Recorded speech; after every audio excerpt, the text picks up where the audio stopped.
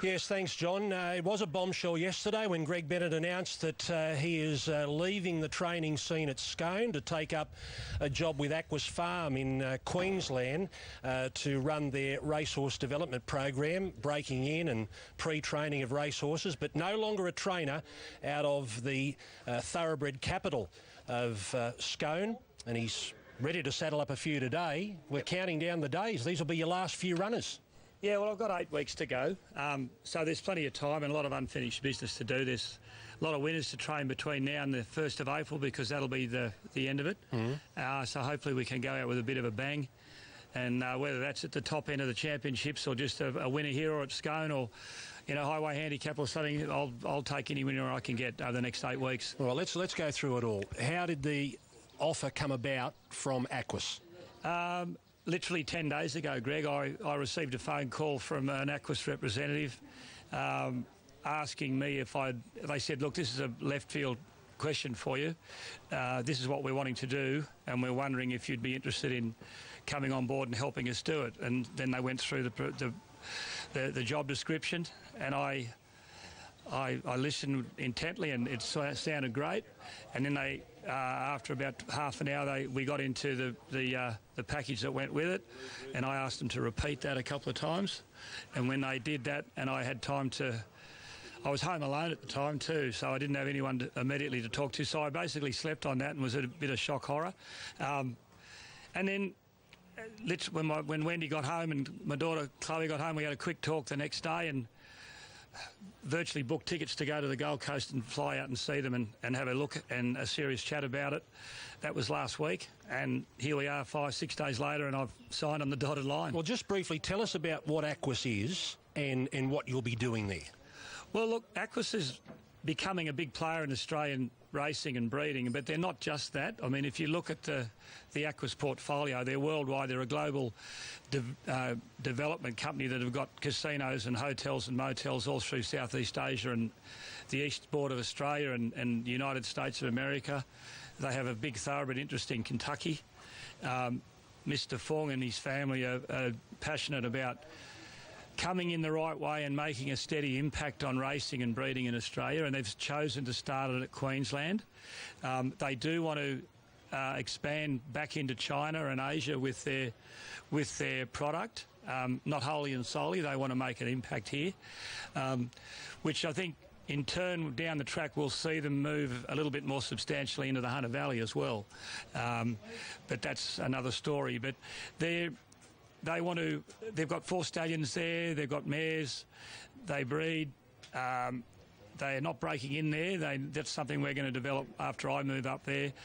They've got the Wadham Park set up there that has been through a couple of hands, and now they've taken it over and they've spent a lot of money tidying it up and getting it back up to running order.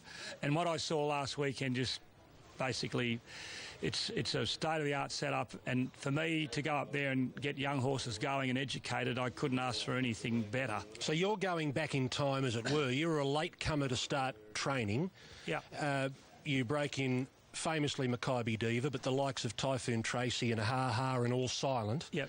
So you're going back to your roots, as it were. Yeah, I am. It's sort of done a full circle, as I've let it be known over the period of time with you before and anyone else that I did evolve into becoming a racehorse trainer. I didn't have set out to become a racehorse trainer, and there's been a few horse breakers, pre-trainers that have gone to that level, and I've been doing it now for a long time. I love it, and I've learned a lot along the way from everybody involved in the industry.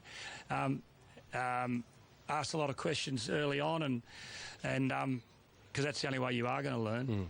And that's put me in a really good place to finish up where I am now, and without the help of all my staff and anybody and everybody that's worked for me in the last 25 years, I want to thank them for however long you were with me, and because you need good help. If you haven't got good help, you get nowhere. And then with the training side of it, I used to ask jockeys incessantly their opinions. I'd talk to other trainers, and I gained a lot of experience, or I got a lot of help from trainers before I actually became a trainer, when I was talking to them about what they wanted me to get this horse doing before I sent it to them when I was breaking in and pre-training. How is this going to work? You're going to train right through to the championships. You'd like to win another country championships like you did with Clearly Innocent last year. But how is this going to work? You're going to leave the stables, which you rent at the moment. Yep. So you'll walk out of there. What will happen to your staff? What will happen to your horses? Okay, I'm going to be a licensed trainer in New South Wales till the midnight on the 1st of April. Then I'm going to have my licence in. But so up until then, there'll be a transition period. It's been a well-known fact around the racing industry that Brett Kavanagh has been wanting to move to Scone for a long while, and he's been curtailed a bit by the slow building process. He just doesn't have the stables to move into. He doesn't have the stable. There's nothing it's going to move into. Everything's full. So literally this episode has quickened that process up. I approached him early on last week and said, if this happened, would you be in? And he jumped at it. He said, absolutely, I can't wait. Thank you, and blah, blah, blah. So basically what will happen on the 2nd of April is he will take over the lease on the 2 buildings I have at Scone, which entails 44 boxes. He has very kindly, and as he said, I need to do this because I need to have people around me that know what they're doing and that know the setup. He's agreed to take on all my staff, so that's amazing, and credit to Brett to do that because, he's going to need help, but it leaves me very satisfied and relaxed to know that at least when I walk away that my staff have jobs. He won't take over the entire barn of horses. That's still to be worked out? Oh, absolutely. I've got a lot of discussions to have with owners, and they've got to think about over the next 8 weeks what they want to do. Obviously, they'll all be Googling up Brett Kavanagh and seeing what his history is, and I think they'll be pleasantly surprised. I train horses from 4 of the major studs in the valley. They have all agreed to leave their horses with Brett. I'm leaving every horse that I have a part ownership in with Brett. My foreman's staying with Brett to help him, and I'm confidently advising my clients to not be afraid to leave their horses with Brett.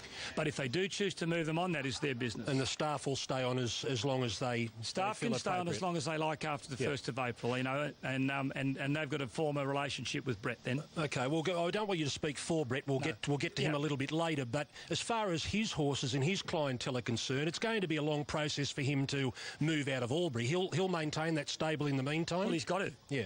He's got 55 in work down there and a lot of owners, and so it's going to take him probably the best part of 10 or 11 months to completely move out of Albury and extricate himself from there and be 100% in Scone. So once they're going to take my stables over, then they're going to build another 50.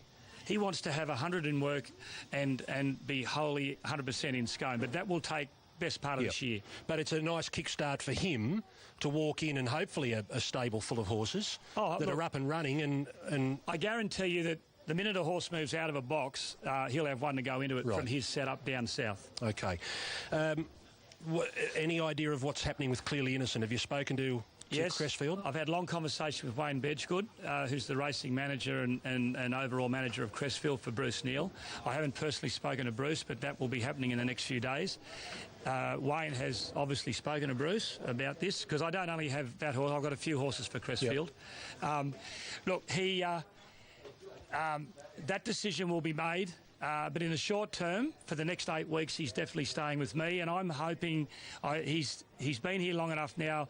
I'm hoping to certainly trial him and even give him one start before I leave. Okay, so you're hoping to get one more start out of him. Yep.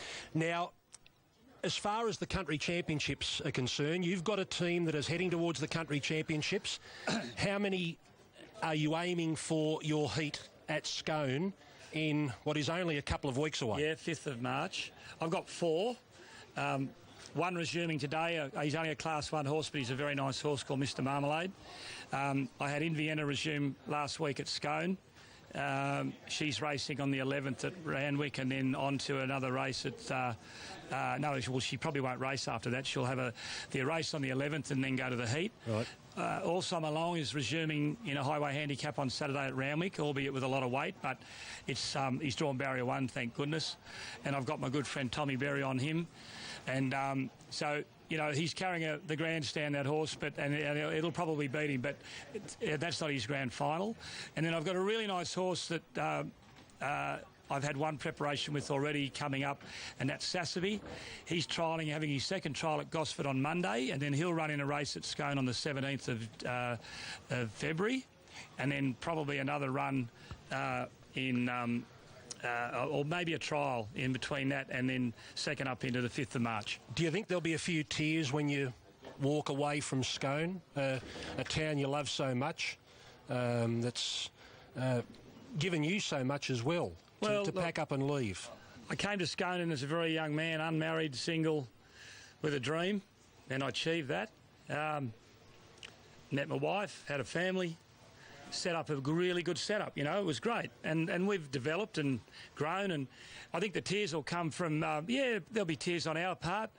There'll be tears around the place, but there'll be a bit of laughter and a bit of cheerio as well, so it'll be all good. But you're doing this for your family. Yeah. You're doing this for yourself, your wife, and the last few years of your working life, so to speak. Yeah, absolutely. I mean, had this phone call not come, nothing had changed. But you've got to seize the moment, carpe diem, run with it, and I've made a lifestyle, life-work balance decision that I think is going to fit me nicely for the next 5 years. All right. Well, we'll be chatting on and off. Of course, you're going to hopefully train plenty of winners between now and when you take up that position in Queensland at Aquis Farm, and hopefully you can leave on the best note, and that is taking out another country championship. It'll be tough. I made this comment to Nick Ashman a couple of weeks ago when he was up doing a preview. I'm glad I've won one, because I've ticked that off, because it's only going to get harder and harder and harder to win. Yeah. It really is. All right, good luck with the venture, mate. And thanks for telling us all about it here today. No, and thank you everybody that's ever had anything to do with Greg Bennett Racing. There is a big loss to the racing industry in country racing New South Wales. Greg Bennett retiring from training come April the 1st and taking on a new venture in Queensland.